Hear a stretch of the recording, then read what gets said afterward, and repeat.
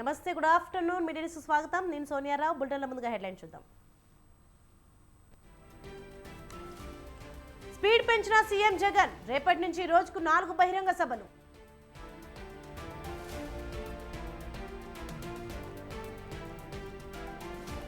రేపు తెలంగాణ కాంగ్రెస్ మేనిఫెస్టో విడుదల, రేపు విడుదల చేయనున్న సీఎం రేవంత్ రెడ్డి.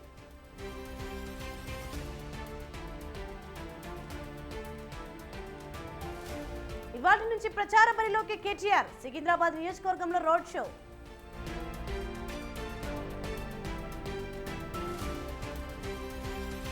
విశాఖలో రెండో రోజు పవన్ కళ్యాణ్ పర్యటన, సాయంత్రం పూర్ణ మార్కెట్లో బహిరంగ సభ.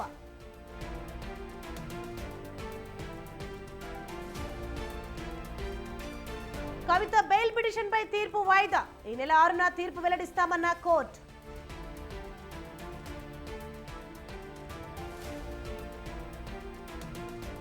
ఇవాళ Sunrisers versus Rajasthan, Hyderabad వేదికగా మ్యాచ్.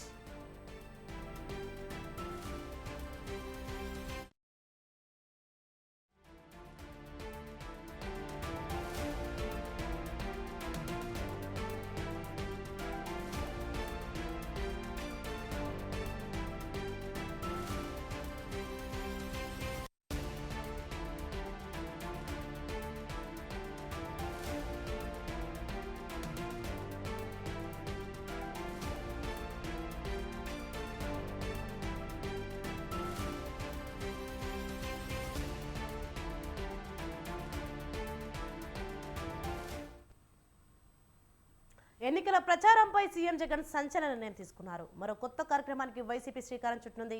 జగన్ కోసం సిద్ధం పేరుతో మరో ప్రచార కార్యక్రమాన్ని ప్రారంభిస్తోంది. మేనిఫెస్టోని ఇంటింటికి తీసుకువెళ్లడమే జగన్ కోసం సిద్ధం కార్యక్రమం ముఖ్య ఉద్దేశం. పార్టీ స్టార్ క్యాంపెయిన్లతో కలిసి ఇంటింటికి మేనిఫెస్టోని తీసుకెళ్లనున్నారు.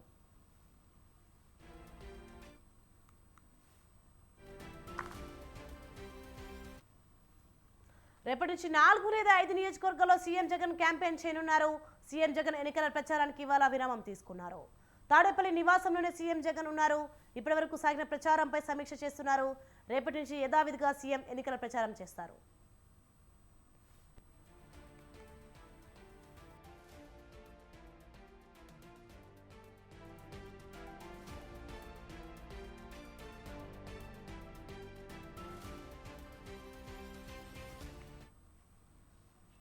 వైసీపీ తరఫున ఎన్నికల ప్రచారంలో ఎన్ఆర్ఐలు రంగంలోకి దిగనున్నారు. ఏపీ వై నీడ్స్ జగన్ పేరుతో ఎన్నికల ప్రచారం చేయనున్నారు. అభివృద్ధి సంక్షేమంపై ఎన్ఆర్ఐల ప్రచారం ఉంటుంది.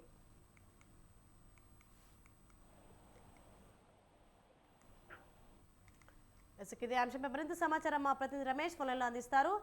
రమేష్, చెప్పండి, ఎన్నికల ప్రచారంపై సీఎం జగన్ సంచలన నిర్ణయం తీసుకున్నట్టు తెలుస్తుంది. దీనిపైన అప్డేట్స్ ఏంటి? సోని, ఏపీ సీఎం జగన్మోహన్ రెడ్డికి సంబంధించి ఎన్నికల ప్రచారానికి వైఎస్ఆర్ కాంగ్రెస్ పార్టీ మరొక కొత్త కార్యక్రమం కూడా చేపట్టబోతోంది. ఇప్పటికే వైఎస్ఆర్ కాంగ్రెస్ పార్టీ 2024 ఎన్నికలకు సంబంధించి మేనిఫెస్టోను కూడా విడుదల చేయడం జరిగింది. ఈ మేనిఫెస్టోను ప్రజల్లోకి తీసుకెళ్లేందుకు జగన్ కోసం సిద్ధం పేరుతో ఈ మేనిఫెస్టోను ప్రతి ఇంటికి తీసుకువెళ్లేలా ఒక కార్యక్రమాన్ని చేపట్టబోతూ ఉన్నారు. రాష్ట్రంలోని ప్రతి ఇంటికి కూడా వైఎస్ఆర్ కాంగ్రెస్ పార్టీ మేనిఫెస్టోని తీసుకెళ్లడమే ఈ కార్యక్రమం యొక్క ముఖ్య ఉద్దేశం. ముఖ్యమంత్రి జగన్మోహన్ రెడ్డి కూడా ఈ మేనిఫెస్టోను ప్రజల్లోకి తీసుకువెళ్లే కార్యక్రమంలో పాల్గొనే అవకాశం ఉంది. సీఎం జగన్మోహన్ రెడ్డి స్వయంగా కొన్ని ఇళ్లకు వెళ్లి మేనిఫెస్టోను ఇచ్చే అవకాశం ఉన్నట్లు వైఎస్ఆర్ కాంగ్రెస్ పార్టీ వర్గాలు చెప్తూ ఉన్నాయి. జగన్ కోసం మేము సిద్ధం ఈ కార్యక్రమం ద్వారా వినూత్నంగా ప్రజల్లోకి వెళ్లాలని వైఎస్ఆర్ కాంగ్రెస్ పార్టీ భావిస్తూ ఉంది. ఇప్పటికే సీఎం జగన్మోహన్ రెడ్డి ఎన్నికల ప్రచారాన్ని విస్తృతంగా నిర్వహిస్తూ ఉన్నారు. ప్రధానంగా రోజుకు 3 బహిరంగ సభల్లో పాల్గొంటున్నటువంటి పరిస్థితి కూడా ఉంది. గత 4 రోజులుగా దాదాపు 12 నియోజకవర్గాల్లో సీఎం జగన్మోహన్ రెడ్డి ఎన్నికల ప్రచారాన్ని నిర్వహించడం జరిగింది. ఇప్పుడు ఈ రోజు ఎన్నికల ప్రచారానికి విరామం ఇచ్చారు. రేపటి నుంచి తిరిగి ఎన్నికల ప్రచారంలో సీఎం జగన్మోహన్ రెడ్డి పాల్గొనబోతూ ఉన్నారు. ఇప్పుడు ఏదైతే 3 నియోజకవర్గాల్లో భారీ బహిరంగ సభలు నిర్వహిస్తూ ఉన్నారో వీటిని మరికొంత పెంచి ఇంకా ఎక్కువగా విస్తృతంగా ప్రజల్లోకి వెళ్లే ఆలోచన కూడా సీఎం జగన్మోహన్ రెడ్డి చేస్తూ ఉన్నారు. అదే సమయంలో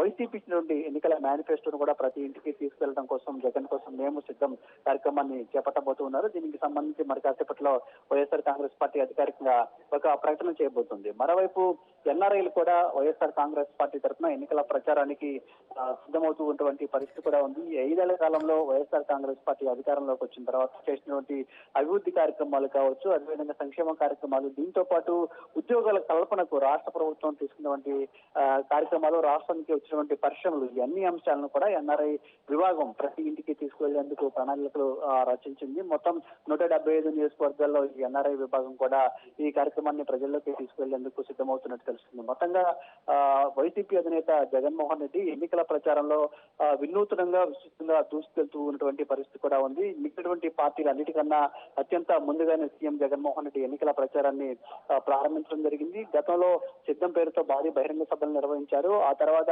రాష్ట్ర వ్యాప్తంగా బస్ యాత్ర నిర్వహించారు. ఇప్పటికే 3వ విడతలో ఒక 4 రోజుల పాటు ఎన్నికల ప్రచారాన్ని కూడా నిర్వహించడం జరిగింది. ఇప్పుడు ఈ జగన్ కోసం మేము సిద్ధం కార్యక్రమం ద్వారా మరోసారి వినూత్నంగా ప్రజల్లోకి వెళ్లే ప్రయత్నం అయితే వైఎస్ఆర్ కాంగ్రెస్ పార్టీ చేయబోతుంది. ఈ ప్రచారంలో భాగంగానే మేనిఫెస్టోను ప్రతి ఇంటికి తీసుకెళ్లబోతుంది. ఈ 5 ఏళ్ల కాలంలో ఎలాంటి అభివృద్ధి కార్యక్రమాలు, సంక్షేమ కార్యక్రమాలు చేశారో వివరిస్తూనే మళ్ళీ తాము అధికారంలోకి వస్తే ఈ సంక్షేమ కార్యక్రమాలను కొనసాగించడంతో పాటు కొత్తగా ఏ హామీలు ఇచ్చారు, హామీలు అమలుకు సంబంధించి తమ దగ్గర ఉన్నటువంటి ప్రణాళిక ఏంటి అనే అంశాలను కూడా ప్రజల్లోకి తీసుకెళ్లే కార్యక్రమమే ఇదని కూడా చెప్పుకోవచ్చు. Soni, thanks for the information Ramesh.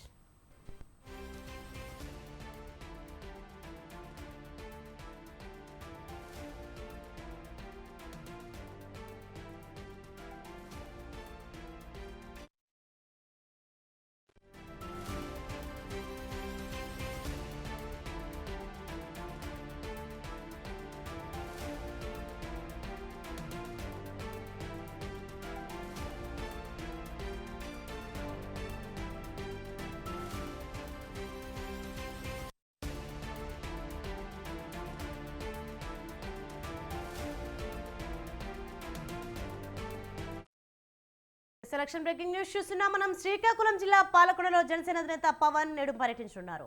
మధ్యాహ్నం 2 గంటలకు రాజుపేట వద్ద హెలిప్యాడ్ కు చేరుకుంటారు. అక్కడి నుంచి తన కాన్వాయ్తో ఎన్నికల ప్రచారం నిర్వహించుకుంటూ పాలకొండలోని వడమ సెంటర్ కు చేరుకుంటారు. పార్టీ శ్రేణులకు దిశానిర్దేశం చేసి అక్కడి నుంచి విశాఖలో ఏర్పాటు చేసిన బహిరంగ సభలో పాల్గొంటారు జనసేన అధినేత.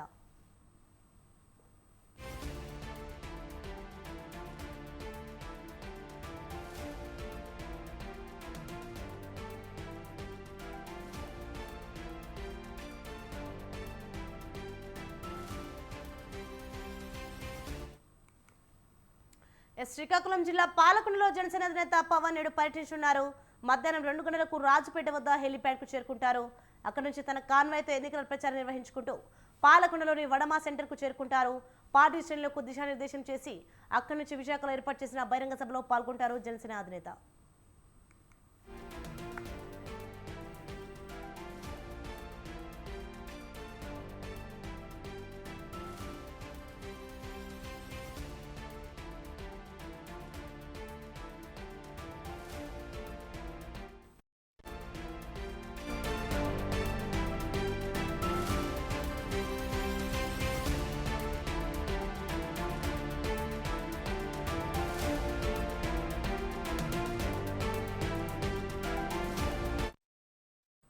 సెలక్షన్ బ్రేకింగ్ న్యూస్ చూస్తున్నాం. ఎన్నికలు సమీపిస్తున్న వేళ తెలంగాణ కాంగ్రెస్ మరింత దూకుడు పెంచింది.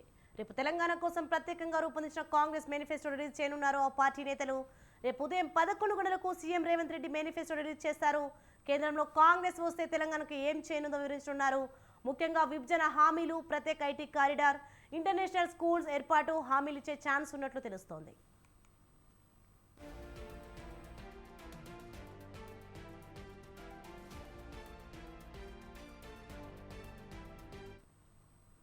ఎన్నికలు సమీపిస్తున్న వేళ తెలంగాణ కాంగ్రెస్ మరింత దూకుడు పెంచింది. రేపు తెలంగాణ కోసం ప్రత్యేకంగా రూపొందించిన కాంగ్రెస్ మేనిఫెస్టో రిలీజ్ చేయనున్నారు ఆ పార్టీ నేతలు. రేపు ఉదయం 11 గంటలకు CM Revanth Reddy manifesto release చేస్తారు. కేంద్రంలో కాంగ్రెస్ వస్తే తెలంగాణకు ఏం చేయనుందో వివరిస్తున్నారు. ముఖ్యంగా విభజన హామీలు, ప్రత్యేక ఐటీ కారిడార్, ఇంటర్నేషనల్ స్కూల్స్ ఏర్పాటు హామీలు ఇచ్చే ఛాన్స్ ఉన్నట్లు తెలుస్తోంది. రైట్, ఇదే అంశంపై మరింత సమాచారం మా ప్రతినిధి రాజు లైవ్ లో అందిస్తారు. ఎస్ రాజు, చెప్పండి, ఎన్నికలు సమీపిస్తున్న వేళ తెలంగాణ కాంగ్రెస్ మరింత దూకుడు పెంచినట్లు చూస్తున్నాం, దీనిపైన అప్డేట్స్ ఏంటి? పార్లమెంట్ ఎన్నికల్లో కాంగ్రెస్ పార్టీ అత్యధిక స్థానాలు కైవసం చేసుకునే దిశగా అడుగులు వేస్తూ ఉంది. దానిలో భాగంగానే వ్యూహాత్మకంగా ముందుకు పోతూ ఉంది. ఇప్పటికే 5 న్యాయ్ 25 గ్యారంటీ పేర్లతో ఏఐసిసి ఇప్పటికే మేనిఫెస్టో విడుదల చేసింది. అందులో మహిళలకు, కార్మికులకు, అలాగే యువకులకు, ఇతర వర్గాలకు కూడా న్యాయం చేసే విధంగా 5 న్యాయ 25 గ్యారంటీలను కూడా విడుదల చేసింది. దానిలో భాగంగానే గత నెల 6వ తేదీన తుకుగూడ సభావేదికగా ఆ మేనిఫెస్టోను తెలుగులో కూడా విడుదల చేసింది. అదే సమయంలో తెలంగాణ కాంగ్రెస్ కేంద్రంలో కాంగ్రెస్ పార్టీ అధికారంలోకి వస్తే తెలంగాణకు ఏం చేయబోతుంది అనే అంశానికి సంబంధించి కూడా టీ కాంగ్రెస్ ఒక ప్రత్యేకమైనటువంటి మేనిఫెస్టో కమిటీని ఏర్పాటు చేసింది. దీనికి చైర్మన్గా మంత్రి దుద్దిల్ల శ్రీధర్ బాబు చైర్మన్గా కూడా ఒక మేనిఫెస్టోను ఇప్పటికే తయారు చేసింది. అయితే ఆ మేనిఫెస్టోను కొంత ఏఐసిసి మేనిఫెస్టో తెలుగులో తర్జుమా చేసి విడుదల చేసిన సమయంలోనే ప్రిపేర్ చేసినప్పటికీ కూడా అటు కేంద్ర ఏఐసిసి మేనిఫెస్టోకు కొంత మైలేజ్ తక్కువగా వచ్చేటటువంటి అవకాశం ఉంది. కావున ఈ మేనిఫెస్టోను కొంత పెండింగ్లో పెట్టింది. ఈ నేపథ్యంలోనే అటు తెలంగాణలో కాంగ్రెస్ పార్టీ అధికారంలో ఉంది కాబట్టి ఈ ఎట్టి పరిస్థితుల్లో అత్యధిక స్థానాలు తెలంగాణలో కైవసం చేసుకోవాలంటే తెలంగాణకు కేంద్రంలో కాంగ్రెస్ అధికారంలోకి వచ్చిన అనంతరం ఏమేం చేయబోతా ఉంది అనేటటువంటి అంశాలను ఈ మేనిఫెస్టోలో ఉండనున్నాయి. ముఖ్యంగా అటు మేడారం జాతరకు జాతీయ హోదాతో పాటు పాలమూరు రంగారెడ్డి ప్రాజెక్టుకు జాతీయ హోదా, ఇతర అంశాలు నవోదయ పాఠశాలలు, కేంద్రీయ విద్యాలయ పెంపు, అలాగే సైనిక్ స్కూల్స్, ఐటీ కారిడార్సు, వీటితో పాటుగానే అటు విమానాశ్రయాల పెంపు, ఇటువంటి అంశాలను కూడా ఇందులో పొందుపరిచి దాదాపు 23 అంశాలతో ఈ యొక్క మేనిఫెస్టో ఉండనున్నట్లయితే తెలుస్తూ ఉంది. దాదాపు 6 సభ్యులతో ఒక మేనిఫెస్టో కమిటీ ఏర్పాటు చేసింది. దానిలో భాగంగానే ఈ యొక్క మేనిఫెస్టోను రేపు ఉదయం సీఎం రేవంత్ రెడ్డి గాంధీభవన్ వేదికగా ఉదయం 11 గంటలకు విడుదల చేయనున్నారు. తెలంగాణకు కాంగ్రెస్ పార్టీ ఏం చేయబోతా ఉంది, ఏఐసిసి ఇచ్చినటువంటి 5 న్యాయ 25 గ్యారంటీలతో పాటుగానే తెలంగాణకు ప్రత్యేకమైనటువంటి హామీలు సీఎం రేవంత్ రెడ్డి మేనిఫెస్టోను విడుదల చేయనున్నారు. పూర్తి స్థాయిలో ఈ యొక్క మేనిఫెస్టో పూర్తి స్థాయిలో తెలంగాణకు సంబంధించినటువంటి మేనిఫెస్టోగా చూడాల్సి ఉంటుంది. ఎందుకంటే ఏఐసిసి విడుదల చేసినటువంటి 5 న్యాయ 25 గ్యారంటీలతో పాటుగానే కేంద్రంలో అధికారంలోకి కాంగ్రెస్ పార్టీ వస్తే ఈ రేపు విడుదల చేయబోయేటటువంటి మేనిఫెస్టో ఏదైతే ఉందో దాన్ని పూర్తి స్థాయిలో ఇంప్లిమెంట్ చేస్తాము. ప్రత్యేకంగా ఐటీ కారిడార్ల విస్తరణతో పాటుగానే ఔటర్ రింగ్ రోడ్డు నుంచి ఇతర ప్రాంతాలకు, అటు విజయవాడ కావచ్చు, ఇటు రామగుండం అలాంటి ఏరియాలకు, కరీంనగర్కు లాంటి ప్రాంతాలకు కూడా హైవేలను విస్తరించడంతో పాటు ఒకవైపు జాతీయ ప్రాజెక్టులకు ఇప్పటి వరకు పాలమూరు రంగారెడ్డి కావచ్చు, అలాగే తెలంగాణలో అతిపెద్ద గిరిజన జాతరగా ఉన్నటువంటి సమ్మక్క సారక్క జాతరకు కూడా జాతీయ హోదాను కల్పించే విధంగా చర్యలు తీసుకుంటామనేటటువంటి అంశాలను కూడా స్పష్టమవుతూ ఉన్నాయి. ముఖ్యంగా ఈ యొక్క అంశాలను దాదాపు 23 అంశాలు ఉండనున్నాయి. తెలంగాణకు అటు విభజన హామీలు కావచ్చు, కాజీపేట కోచ్ ఫ్యాక్టరీ, అలాగే బయ్యారం ఉక్కు ఫ్యాక్టరీ, ఇతర అంశాలు ఇప్పటికే ఎన్నికల ప్రచారాల్లో కూడా చెరుకు మూతపడినటువంటి చక్కెర ఫ్యాక్టరీని కూడా ఓపెన్ చేస్తాం, తిరిగి ప్రారంభిస్తామనేటటువంటి హామీలు ఇస్తున్న నేపథ్యంలో కాంగ్రెస్ పార్టీ ప్రత్యేకమైనటువంటి వ్యూహంతో ముందుకు వెళ్తూ ఉంది. రానున్న రోజుల్లో ఈ యొక్క పార్లమెంటు ఎన్నికల్లో దాదాపు 14 సీట్లు టార్గెట్గా పెట్టుకొని కాంగ్రెస్ పార్టీ పనిచేస్తూ ఉంది. అందులో భాగంగానే ఈ యొక్క మేనిఫెస్టో విడుదల చేయనుంది. కేంద్రంలో అటు ఏఐసిసి విడుదల చేసినటువంటి మేనిఫెస్టోతో పాటు తెలంగాణ రాష్ట్రానికి రావాల్సినటువంటి హక్కుగా రావాల్సినటువంటి విభజన హామీలు, వాటితో పాటుగానే ఇతర హామీలను కూడా జోడిస్తూ ఈ యొక్క మేనిఫెస్టో ఉండనుంది. రేపు ఉదయం 11:30 సీఎం రేవంత్ రెడ్డి ఈ యొక్క మేనిఫెస్టోను గాంధీభవన్ వేదికగా విడుదల చేయనున్నారు. Soni, right, thanks for the information రాజు.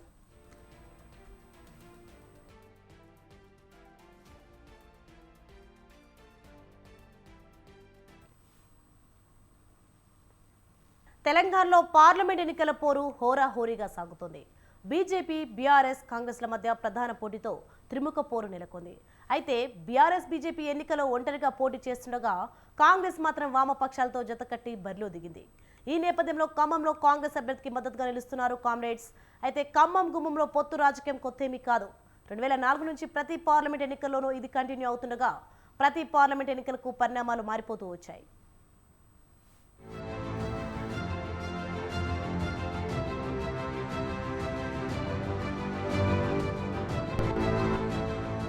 ఖమ్మం జిల్లాలో పార్లమెంట్ ఎన్నికలు కాకరేపుతున్నాయి. గెలిపే లక్ష్యంగా బీజేపీ, బీఆర్ఎస్ హస్తం పార్టీలు పావులు కదుపుతున్నాయి. బీఆర్ఎస్ అభ్యర్థి నామా నాగేశ్వరరావు, బీజేపీ క్యాండిడేట్ తాండ్ర వినోద్ రావు ఒంటరిగా బరిలో దిగగా, కాంగ్రెస్ అభ్యర్థి రఘురామరెడ్డికి సిపిఎం, సిపిఐ పార్టీలు మద్దతుగా నిలిచాయి. అయితే 2004 నుంచి పొత్తు రాజకీయాలు నడుస్తూనే ఉన్నాయి. 2004లో కేంద్రంలో వాజ్పేయి నాయకత్వంలోని ఎన్డీఏ ప్రభుత్వం, రాష్ట్రంలో చంద్రబాబు ముఖ్యమంత్రిగా టీడీపీ ప్రభుత్వం అధికారంలో ఉంది. ఆ ఎన్నికల్లో టీడీపీని ఓడించి కాంగ్రెస్ గద్దెనెక్కేందుకు తొలిసారి ఉమ్మడి ఏపీలో ఊహించని పొత్తులు ఏర్పడ్డాయి. ఉత్తర, దక్షిణ ధృవాలుగా ఉండే ఉభయ కమ్యూనిస్టు పార్టీలు కాంగ్రెస్ తో జతకట్టాయి. అలాగే కామ్రేడ్స్ తో పాటు బీఆర్ఎస్ కూడా కాంగ్రెస్ తో జతకట్టింది. దాంతో 2004లో జరిగిన ఎంపీ ఎన్నికల్లో కాంగ్రెస్ అభ్యర్థి రేణుకా చౌదరికి 3 పార్టీలు మిత్రపక్షంగా వ్యవహరించాయి. బీజేపీ మద్దతుతో పోటీ చేసిన టీడీపీ అభ్యర్థి నామా నాగేశ్వరరావుపై కాంగ్రెస్ అభ్యర్థి రేణుకా చౌదరి 1,07,313 ఓట్ల మెజారిటీతో విజయం సాధించారు. ఆ ఎన్నికల్లో రేణుకా చౌదరికి 5,15,783 ఓట్లు రాగా, టీడీపీ అభ్యర్థి నామా నాగేశ్వరరావుకు 4,08,470 ఓట్లొచ్చాయి. సిపిఐ ఎంఎంఎల్ న్యూ డెమోక్రసీ అభ్యర్థి చండ్ర అరుణకు 50,509 ఓట్లు లభించాయి.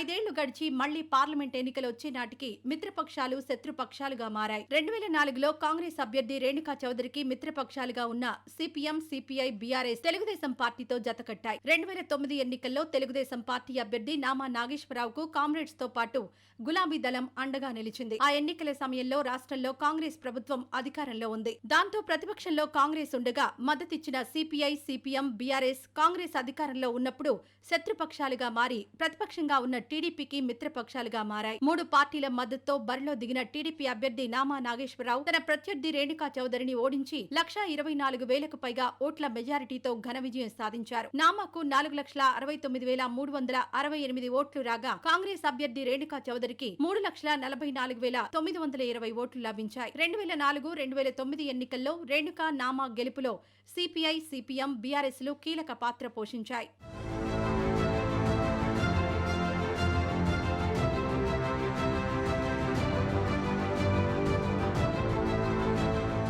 ఇక 2014 ఎన్నికలొచ్చేసరికి వామపక్షాలు చెరో దారి అయ్యాయి. ఆ ఎన్నికల్లో సిపిఐతో కాంగ్రెస్ జతకట్టగా, సిపిఎం వైసీపీతో చేయి కలిపింది. బీజేపీ మద్దతుతో టీడీపీ బరిలో దిగగా, తొలిసారి బీఆర్ఎస్ ఒంటరిగా పోటీ చేశాయి. అయితే సిపిఎం మద్దతుతో పోటీ చేసిన వైసీపీ అభ్యర్థి పొంగులేటి శ్రీనివాసరెడ్డి ఈ ఎన్నికల్లో విజయాన్ని సొంతం చేసుకున్నారు. 10,995 ఓట్ల మెజారిటీతో విక్టరీ కొట్టారు. ఈ ఎన్నికల్లో కాంగ్రెస్ పోటీ చేయకుండా మిత్రపక్షమైన సిపిఐకి మద్దతు తెలిపింది. అయినప్పటికీ సిపిఐ అభ్యర్థి నారాయణకు ఓటమి తప్పలేదు. ఆయనకు 1,87,266 ఓట్లు మాత్రమే రావడంతో 3వ స్థానానికి పరిమితమయ్యారు. గెలిచిన పొంగులేటికి 4,18,609 ఓట్లు రాగా, టీడీపీ అభ్యర్థి నామా నాగేశ్వరరావుకు 4,07,614 ఓట్లు లభించాయి. బీఆర్ఎస్ అభ్యర్థి బుడాన్ బేగ్కు 88,944 ఓట్లొచ్చాయి. ఆ తర్వాత 2019 ఎన్నికల్లోనూ వామపక్షాలు చెరో దారిలోనే పయనించాయి. కాంగ్రెస్ కు సిపిఐ, టీడీపీ మిత్రపక్షాలుగా వ్యవహరించగా, బీఆర్ఎస్, సిపిఎం, బీజేపీ, జనసేన పార్టీలు ఒంటరిగా పోటీ చేశాయి. ఈ ఎన్నికల్లో బీఆర్ఎస్ అభ్యర్థి నామా నాగేశ్వరరావు 1,67,613 ఓట్ల మెజారిటీతో ఘన విజయం సాధించారు. నామాకు 5,66,621 ఓట్లు రాగా, కాంగ్రెస్ అభ్యర్థి రేణుకా చౌదరికి 3,99,008 ఓట్లొచ్చాయి. సిపిఎం అభ్యర్థి బోడా వెంకట్ కు 57,102 ఓట్లు, బీజేపీ అభ్యర్థి దేవకి వాసుదేవరావుకు 20,488 ఓట్లు, జనసేన పార్టీ అభ్యర్థి నార్ల సత్యనారాయణకు 19,315 ఓట్లు లభించాయి.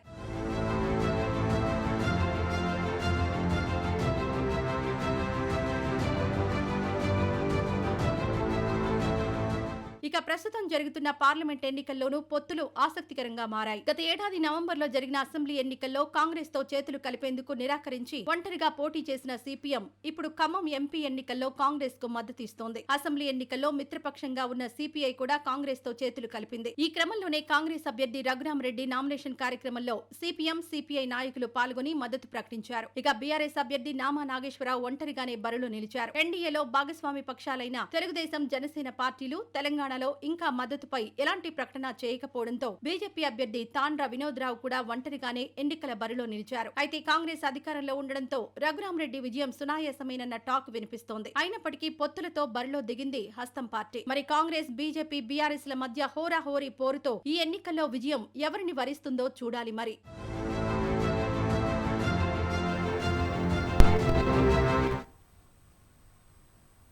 పెద్దపల్లి పార్లమెంట్ సెగ్మెంట్లో ఎలక్షన్ హీట్ కాకరేపుతోంది. ప్రధాన పార్టీల త్రిముఖ పోరుతో సమ్మర్ను మించి సిగల్ కక్కుతోంది. మరి నువ్వా నేనా అన్న రేంజ్లో సాగుతున్న లోక్సభ రణరంగంలో నెగ్గేదెవరు, తగ్గేదెవరు? Watch the story.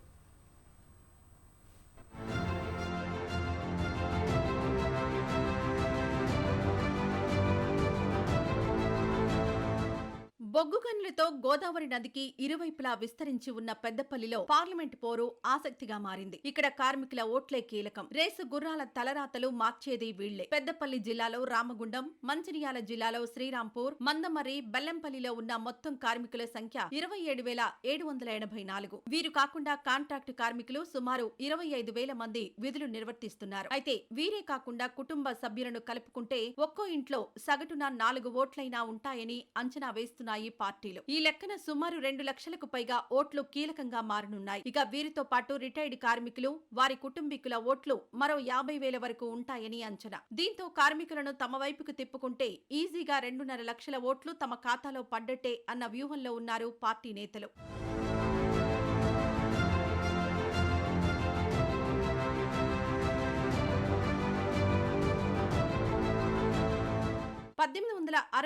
ఎన్నికల నుంచి ఇక్కడ స్థానికేతరుల హవానే కొనసాగుతోంది. అత్యధికంగా కాంగ్రెస్ 9 సార్లు విజయం సాధించగా టీడీపీ 3 సార్లు, బీఆర్ఎస్ 2 సార్లు గెలుపొందాయి. ఇక ఈసారి ఎలాగైనా తామే పాగా వేయాలన్న వ్యూహంలో ఉన్నాయి ప్రధాన పార్టీలైన బీఆర్ఎస్, బీజేపీ, కాంగ్రెస్లు. దీంతో త్రిముఖ పోరు నెలకొంది. ఈ క్రమంలోనే సిట్టింగ్ సీటును కాపాడుకునే ఎత్తుగడలో ఉంది గులాబీ పార్టీ. ఆ దిశగా వ్యూహాలకు పదును పెట్టి ముందుకు సాగుతోంది. తెలంగాణ రాష్ట్ర ఏర్పాటు తర్వాత 2014, 2018 పార్లమెంట్ ఎన్నికల్లో బీఆర్ఎస్ గెలిచి తన సత్తా చాటింది. అయితే ఈసారి కూడా గెలుపొంది హ్యాట్రిక్ కొట్టాలన్న కసిలో ఉంది. ఈ నేపథ్యంలోనే సీనియర్ నేత, మాజీ మంత్రి కొప్పుల ఈశ్వర్ ను బరిలో దించింది. అయితే ప్రస్తుత సిట్టింగ్ ఎంపీ బోర్లకుంట వెంకటేష్ నేత కానీ కాంగ్రెస్ కండువా కప్పుకోవడంతో బీఆర్ఎస్ కు కొంత ప్రతికూల పరిస్థితులు నెలకొన్నాయి. అయినప్పటికీ కార్మిక నేతగా, సౌమ్యుడిగా పేరున్న కొప్పులకు ప్రత్యర్థులతో పోలిస్తే స్థానికంగా పట్టు ఉన్న రాజకీయ అనుభవం తనకు కలిసి వస్తుందనే ఆశలో ఉంది హైకమాండ్.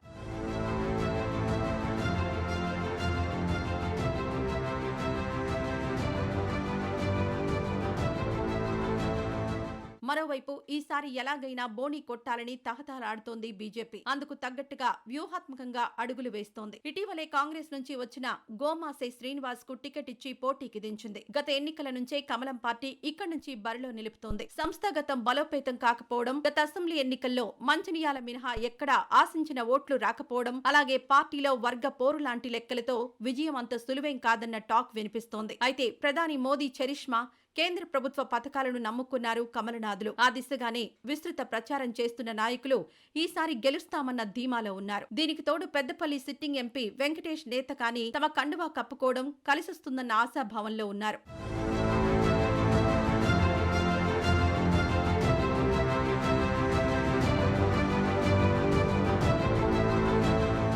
ఇక అసెంబ్లీ ఎన్నికల్లో బీఆర్ఎస్ ను చిత్తు చేసి అధికారం చేజిక్కించుకున్న హస్తం నేతలు ఫుల్ జోష్ లో ఉన్నారు. గెలుపు తమదేనన్న ధీమాలో ఉన్నారు. కేంద్ర మాజీ మంత్రి గడ్డం వెంకటస్వామికి అడ్డాగా ఈ సెగ్మెంట్ నుంచి ప్రస్తుతం ఆయన మనవడు గడ్డం వంశీకృష్ణకు టికెట్ ఇచ్చింది హైకమాండ్. అయితే వంశీకి రాజకీయ అనుభవం తక్కువగా ఉండడంతో తాత వెంకటస్వామి, తండ్రి వివేక్ అండతో తమ కుటుంబ సీటును కాపాడుకునేందుకు గట్టిగానే ప్రయత్నిస్తున్నారు. ఇక పెద్దపల్లి ఎంపీ సెగ్మెంట్ పరిధిలో ఒకే కుటుంబం నుంచి చెన్నూరు ఎమ్మెల్యే వివేక్ కూడా టికెట్ ఇవ్వడంతో క్యాడర్లో కొంత అసంతృప్తి కనిపిస్తుంది.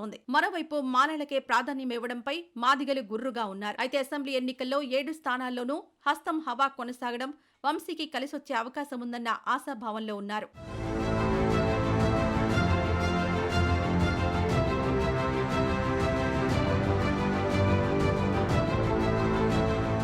మొత్తానికి ఎవరికి వారు తమ విజయం పక్కా అన్న ధీమాలో ఉన్నాయి బీఆర్ఎస్, బీజేపీ, హస్తం పార్టీలు. మరి ఎవరి లెక్కలు ఫలిస్తాయి, ఎవరి లెక్కలు తారుమారవుతాయి, పెద్దపల్లి ఇలాఖాలో ఎగిరే జెండా ఎవరిదన్నది ప్రస్తుతం ఆసక్తిగా మారింది. మరి ఈ ఉత్కంఠకు తెరదించాలి అంటే ఎన్నికల ఫలితాలు వచ్చే వరకు వేచి చూడాల్సిందే. కడప జిల్లా రాయచోటి నియోజకవర్గంలో జరిగిన ఆత్మీయ సమావేశంలో చంద్రబాబుపై వైసీపీ ఎమ్మెల్యే గడికోట శ్రీకాంత్ రెడ్డి తీవ్ర విమర్శలు చేశారు. ఎన్నికల్లో లబ్ధి పొందడానికే బాబు సాధ్యం కాని హామీలిచ్చి ప్రజలను మభ్యపెడుతున్నారని ఆగ్రహం వ్యక్తం చేశారు. తన స్వార్థ రాజకీయాల కోసం మదనపల్లిలో ఏర్పాటు చేసిన సభలో మదనపల్లిని జిల్లా కేంద్రం చేస్తానని, రాజంపేటలో ఏర్పాటు చేసిన సభలో రాజంపేటను జిల్లా కేంద్రం చేస్తానని అన్నారని విమర్శించారు. మరి జిల్లా కేంద్రంగా ఎంతో అభివృద్ధి చెందిన రాయచోటి పరిస్థితిని ఏంటి అని ప్రశ్నించారు. అంతకుముందు శ్రీకాంత్ రెడ్డి సమక్షంలో మినీ లారీ ఓనర్స్ అసోసియేషన్ సభ్యులు వైసీపీ పార్టీలో చేరారు.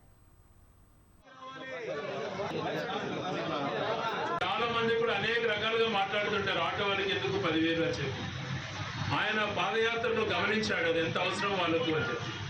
అలాగే మన కర్నూలు జిల్లాలో ఒక ఆత్మీయ సమావేశం పెట్టినప్పుడు మన మినీ లారీకి సంబంధించిన లారీస్ అసోసియేషన్లో ఒక మెంబర్లు వేసి మాకు అనేకమైన కష్టాలు ఉన్నాయి సార్, మాకు ఉపయోగకరంగా ఉంటుంది, దాంతోపాటు లారీలు నడుపుకునే వాళ్ళం కానీ టిప్పర్ నడుపుకునే వాళ్ళకి అందరికీ కూడా వడ్డీ లేని రుణాలు టైపులో ఇస్తే ఆ వెహికల్స్ తొలుక్కొని ఎలాంటి వ్యక్తి జగన్మోహన్ రెడ్డి గారు అని అంటే పేదలు కోరినటువంటి అది ఎంత బడ్జెట్ అవుతుంది, ఇవ్వగలుగుతామా లేదా, ఇస్తామని చెప్పినప్పుడు మేనిఫెస్టోలో అది పెట్టించాడు.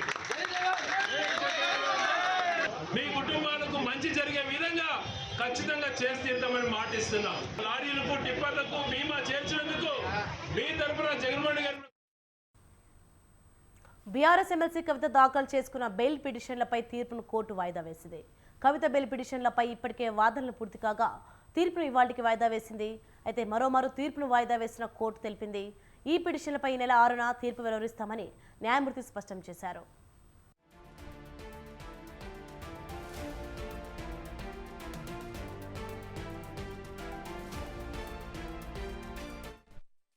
ఢిల్లీ లిక్కర్ స్కామ్లో అరెస్ట్ అయి జైలు పాలైన ఎమ్మెల్సీ కవిత ప్రస్తుతం తిహార్ జైల్లో ఉన్నారు. తనను సిబిఐ అరెస్ట్ చేయడంపై కోర్టును ఆశ్రయించారు. లిక్కర్ స్కామ్ కేసులో కవితను ఈడీ అధికారులు మార్చి 15న అరెస్ట్ చేశారు. ఢిల్లీ కోర్టు కస్టడీ విధించడంతో ఆమెను తిహార్ జైలుకు పంపించారు. జైల్లో ఉన్న కవితను ఇదే కేసులో ఈ నెల 11న సిబిఐ కూడా అరెస్ట్ చేసింది. కోర్టు అనుమతితో అధికారులు ఆమెను కస్టడీలోకి తీసుకుని విచారించారు. ఈ అరెస్టులపై కోర్టులో కవిత పోరాడుతున్నారు. ఈడీ సిబిఐ కేసులలో బెయిల్ కోరుతూ రౌస్ అవెన్యూ కోర్టులో పిటిషన్లు దాఖలు చేశారు.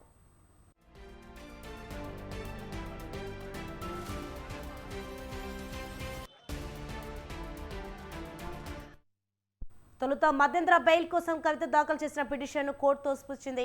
దీంతో పూర్తి స్థాయి బెయిల్ కోసం కవిత మరో పిటిషన్ దాఖలు చేశారు. ఈ పిటిషన్ విచారణ సందర్భంగా ఈడీ సిబిఐ న్యాయవాదులు వాదనలు వినిపిస్తూ కవితకు బెయిల్ మంజూరు చేస్తే సాక్షులను బెదిరించే అవకాశం ఉందని అభ్యంతరం వ్యక్తం చేశారు. కేసులో ఆధారాలను తారుమారు చేసే అవకాశం ఉందని అనుమానం వ్యక్తం చేస్తూ బెయిల్ పిటిషన్ తిరస్కరించాలని కోర్టును అభ్యర్థించారు.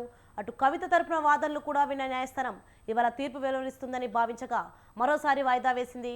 దీంతో కవితకు బెయిల్ వస్తుందా రాదా అని బీఆర్ఎస్ వర్గాల్లో ఉత్కంఠ నెలకొంది.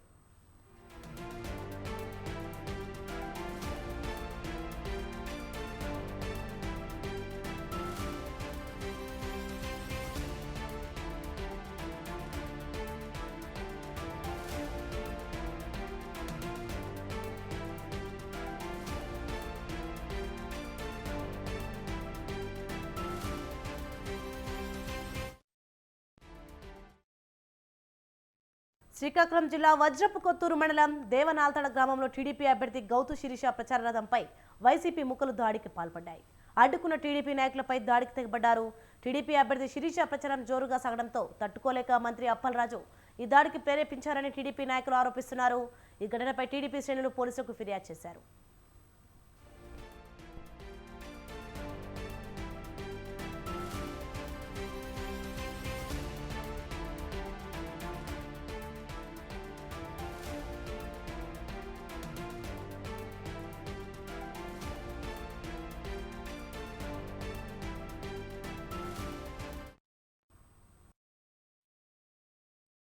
సార్వత్రిక ఎన్నికలు సమీపిస్తున్న వేళ తూర్పుగోదావరి జిల్లాలో భారీగా నగదును పోలీసులు సీజ్ చేశారు. గోపాలపురం మండలం జగన్నాథపురం గ్రామ శివార్లోని అంతర్ జిల్లాల చెక్పోస్ట్ వద్ద తనిఖీలు నిర్వహించారు. ఈ క్రమంలో హైదరాబాద్ నుంచి రాజమండ్రి వెళ్తున్న ప్రైవేట్ ట్రావెల్స్ బస్సులో తరలిస్తున్న 2,40,00,000 నగదును పోలీసులు గుర్తించారు. దానికి సంబంధించి ఎలాంటి ఆధారాలు లేకపోవడంతో సీజ్ చేశారు.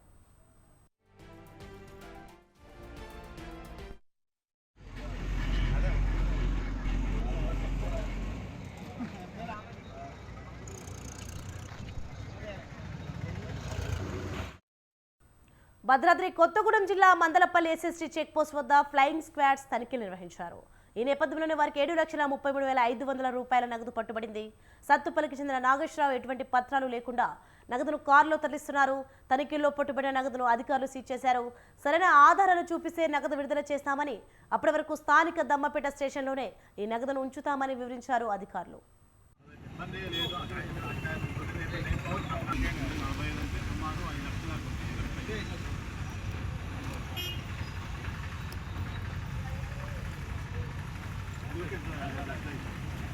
Good.